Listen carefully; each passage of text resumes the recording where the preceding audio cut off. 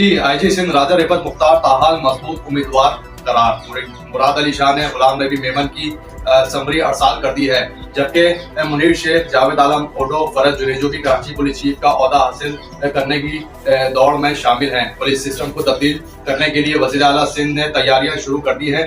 DIG east गुलाम असगर फैसल और DIG Asim कायम खानी को सिस्टम में शामिल न करने का फैसला कर लिया गया है। मुक़द्दस हैदर, अब्दुल सलाम शेख, इरफान अली बलोच, असद रजा को ओहदे मिलने का इम्कान है। अंदरूनी सिंध में भी तैयारियां तबादलों के लिए भागदौड़ शुरू हो गई है।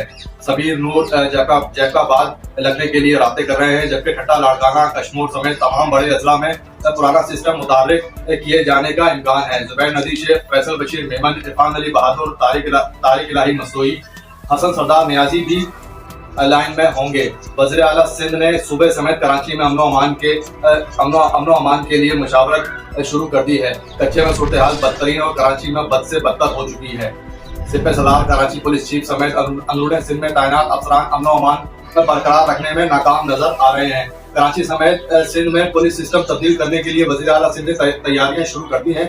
गुलाम नबी मेमन को आईजी सिंध लगाने के लिए सूबाई हुकूमत संजीदा नजर आ रही है। इस्लामाबाद से आईजी के लिए दीगर उम्मीदवारों के नाम भी सामने आए हैं। बावसूख जराये के मुताबिक जुमे के रोज मुराद अली शाह समेत 9 मुंतखब हुकूमत के दीगर अरकान ने बैठक लगाई।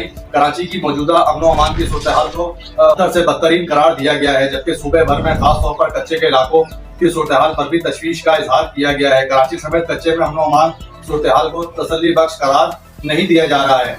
ऐसे में पुलिस सिस्टम की तब्दीली को इंतहाई जरूरी अमल करार दिया गया है। वज़ीर आला हाउस के जराये के मुताबिक 9 मुंतखब वज़ीर आला सिंध सैयद मुराद अली शाह ने साबिक आईजी सिंध गुलाम नबी मेमन को बतौर आईजी सूबे में लगाने के लिए समरी वज़ीर आज़म को अरसाल कर रखी है।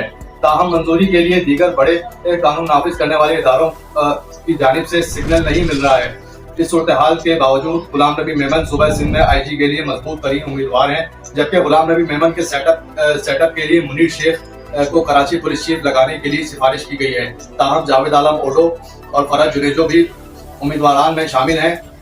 खादिम हुसैन रिंद अपना ओहदा बचाने के लिए राब्ते कर रहे हैं, मगर वज़ीर आला हाउस की जानिब से सिग्नल नहीं मिल रहा है। बावसूख जराये ने बताया कि कराची में असद रजा भी अपनी कुर्सी बचाने के लिए मुताबिक हैं। इरफान अली बलोच, मुक़द्दस हैदर, अब्दुल सलाम शेख, पीर मोहम्मद शाह समेत दीगर ग्रेड 20 के अफसरान भी उम्मीदवारों में शामिल हैं। कराची में तैनात डीआईजी वेस्ट आसिम कायम खानी और डीआईजी ईस्ट गुलाम असगर फैसल के लिए सूबे में जगह तंग की जा रही है। इम्कान है कि दोनों अफसरान को सूबा बदल कर दिया जाएगा। अहमद नवाज शीमा का नाम डीआईजी ट्रैफिक के लिए फाइनल किया जा रहा है। जुबैर नदीर शेख, फैसल बशीर मेमन, इरफान अली बहादुर, हसन सरदार नियाजी, तारिक इलाही मसोई समेत दीगर अफसरान भी बतौर एसएसपी तैनातियों के लिए उम्मीदवारों की फहरिस्त में शामिल हैं।